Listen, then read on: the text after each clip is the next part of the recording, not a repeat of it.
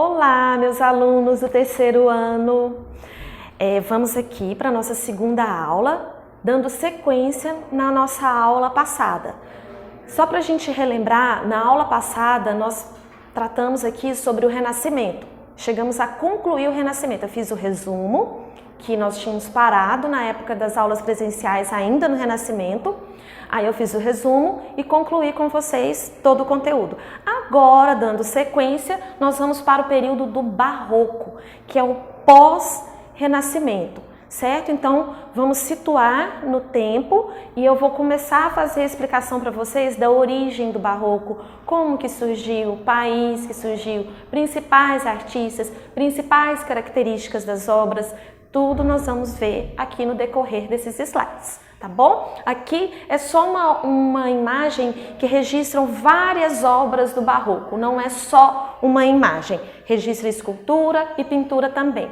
Bom, vamos lá para a origem do Barroco, onde foi e quando que o Barroco teve o seu início? Bom, Itália é o seu país de origem, mais precisamente em Roma, durante o finalzinho do século XVI e começo do século XVII. Então, é bem a virada. Se nós lembrarmos lá do período do Renascimento, nós vamos ver que o Renascimento acabou no século XVI.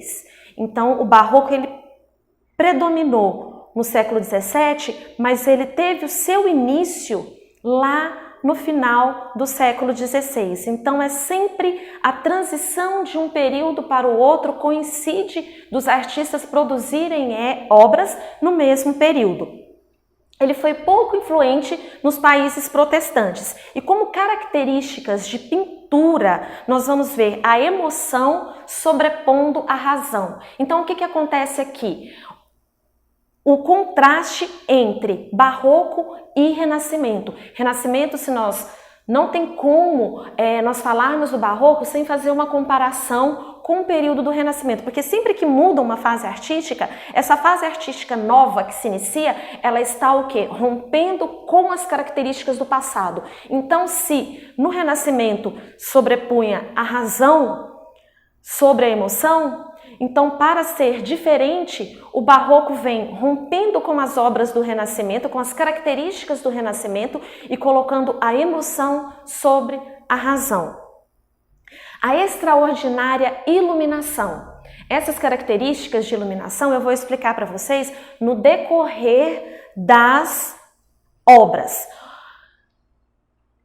Pintura barroca, a ronda noturna. Então eu vou explicar para vocês as características, principalmente as características técnicas da pintura, nem tanto os temas relacionados aos motivos que os artistas pintaram, os temas que eles escolheram. Por quê? Porque no barroco nós vamos ver pintura de todos os estilos. Eles não predominaram um único tema em suas obras, eles predominaram muito o cotidiano das pessoas, a vida das pessoas, desde a classe A até a classe Z. Então eles retrataram diversas pinturas com diversos temas, mas seguindo as mesmas características. Quais são essas características? Uma das principais, a extraordinária iluminação. A iluminação teatral, o contraste claro-escuro.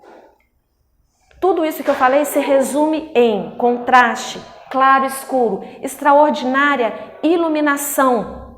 A luz vai se destacar onde o artista quer que o seu olhar se direcione. Então não é aquela luz homogênea que vai clarear todo o espaço da obra, não. A luz vai ser direcionada para onde o artista, o pintor, quer que você direcione o seu olhar, que no caso aqui são os rostos das pessoas. Então é uma luz artificial, é uma luz teatral. Sempre na pintura, quando nós fizermos referência a uma luz teatral, é porque é uma luz artificial. Não é aquela luz natural que vai clarear de maneira equilibrada todo o espaço, não. A luz teatral, ela vai manter todo o espaço da obra em escuro e vai clarear diretamente em uma pessoa, em um objeto, em um rosto. É a iluminação extraordinária, que também conhecida como claro-escuro, como luz teatral.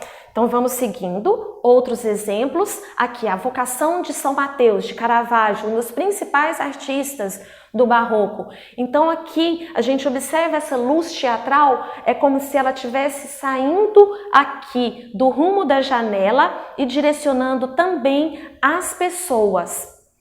Então, falamos aqui da característica da iluminação, agora nós vamos falar da emoção. Como que essa emoção se sobrepõe à razão nas características da pintura barroca? Da seguinte forma, se nós observarmos a expressão facial de cada personagem pintado na tela, a gente vai observar que expressa algum tipo de sentimento, ou um espanto, ou um susto, ou a braveza, ou uma emoção positiva, desde as emoções mais surpreendentes às emoções mais simples de contemplação de uma natureza, nós vamos ver expressas nas fisionomias das pessoas retratadas nas obras. Então isso é a teatralidade, é a emoção sobrepondo a razão na maneira como as pessoas estão sendo retratadas. É como se nós assistíssemos aqui uma cena teatral onde algum diálogo está sendo apresentado, alguma situação está ocorrendo, alguma cena teatral está ocorrendo. Então vamos lá, as características na obra: a iluminação direcionada em cima dos personagens que chama a nossa atenção, o claro escuro muito presente e a expressão teatral, a expressão de emoção, alguma emoção no rosto dos personagens. Aqui outra obra de Caravaggio, A Ceia de Emaús. Então vamos observar que os temas, os motivos que os artistas se inspiram para fazer seus quadros são variados. Não temos aqui só imagens religiosas, não. Temos imagens do cotidiano, da vida da pessoa.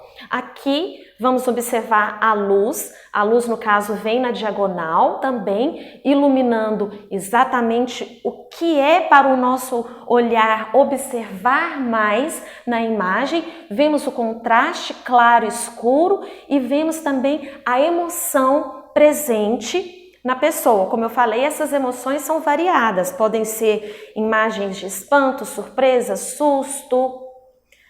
Uma outra obra, retratando outra cena também do cotidiano, então nós vamos ver várias classes sendo retratadas, não somente a elite, como nós vimos anteriormente no Renascimento, onde predominavam cenas religiosas, passagens bíblicas e também a elite da sociedade na época. Velázquez, outro artista muito importante também, então vimos aqui Caravaggio, vimos Velázquez, outro artista também muito importante do período barroco, lembrando que estamos falando do barroco europeu. Em seguida, quando formos dar sequência no conteúdo do barroco, nós vamos ver o barroco brasileiro. Hoje, durante a nossa aula, nós vamos ver as características das arquiteturas, das pinturas, das esculturas europeias, do barroco europeu. E na próxima aula, sim, nós vamos ver o barroco brasileiro, certo? Então aqui, contraste claro e escuro, luz direcionada nos personagens sendo retratados, a emoção presente na face, na expressão das pessoas.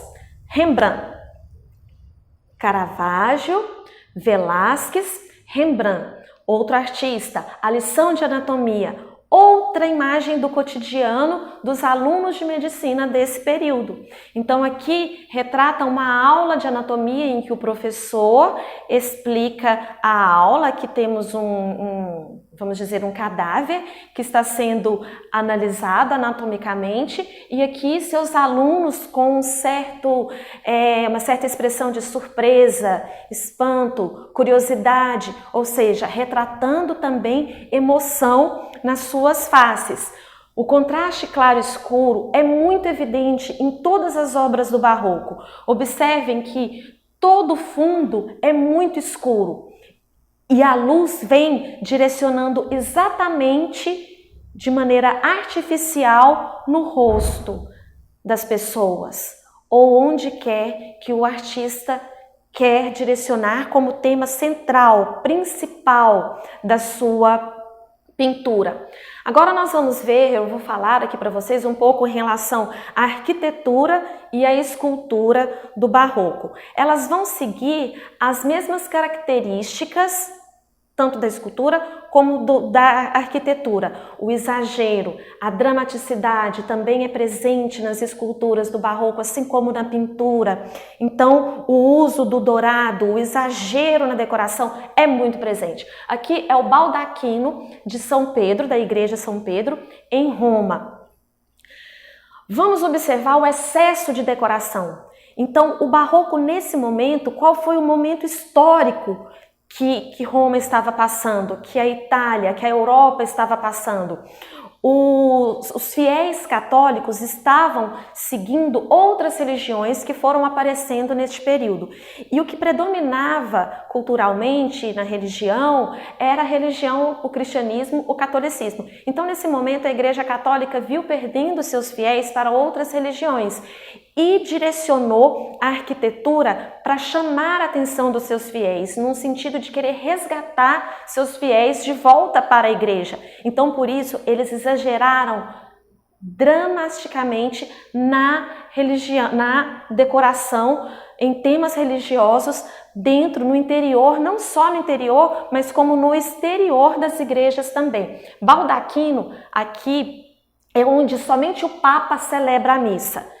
Tá? Essa expressão baldaquino se refere a este mini altar que é localizado próximo ao altar principal da igreja, só que neste local somente o Papa pode celebrar a missa, devido à sua grande importância. Aqui vemos os detalhes arquitetônicos da igreja barroca vista pelo lado de fora da sua arquitetura. Aqui, as esculturas do barroco, onde elas representam imagens sobre todos os ângulos, não é uma escultura que é fixa, onde você observa somente um lado da escultura. Não, a escultura do barroco ela é solta e ela pode ser vista, avaliada, analisada por todos os ângulos da sua escultura. Aqui um outro exemplo. Então, as características da pintura que nós vimos em relação à dramaticidade, à expressão facial da pintura, predominando a emoção, nós vamos ver também na escultura do barroco, onde aqui nós observamos uma cena onde imaginamos diálogo, imaginamos determinadas emoções presentes no rosto das pessoas. Então, isso também, essa dramaticidade, faz parte das esculturas do barroco, não só da pintura. Continuando, como eu expliquei para vocês, o próximo conteúdo da nossa próxima aula é sobre o barroco brasileiro. Então nós vamos encerrar aqui. Vimos aqui todas as características de pintura, escultura e arquitetura do barroco europeu, tá? Considerando agora para a próxima aula o barroco brasileiro. Então vou me despedir de vocês, espero que tenha ficado clara toda a explicação. Um beijo bem grande para vocês e até a nossa próxima aula. Fiquem com Deus!